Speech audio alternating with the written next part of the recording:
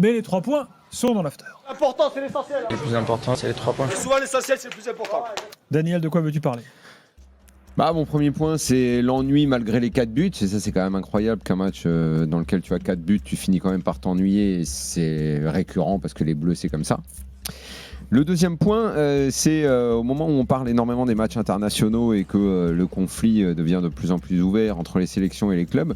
Je voudrais quand même rappeler que c'est typiquement français de s'emmerder pendant les matchs internationaux parce que quand tu regardes les matchs de la plupart des autres pays, il y a un peu de suspense et c'est un petit peu plus chaud dans l'actualité. Alors est-ce que c'est parce que la France est trop forte et qu'elle se qualifie tellement facilement que ça nous ennuie, ou est-ce que c'est parce qu'elle tombe toujours dans des groupes faciles que ça devient facile et que ça nous ennuie? Mais enfin, là, je trouve qu'il y a quand même une réflexion à mener là, parce que nous, on s'emmerde vraiment.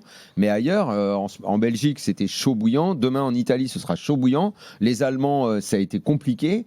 On n'a pas tous le même regard sur cette période-là des matchs internationaux. Et en France, je trouve qu'on est en train de prendre un virage anti-équipe nationale un petit peu curieux.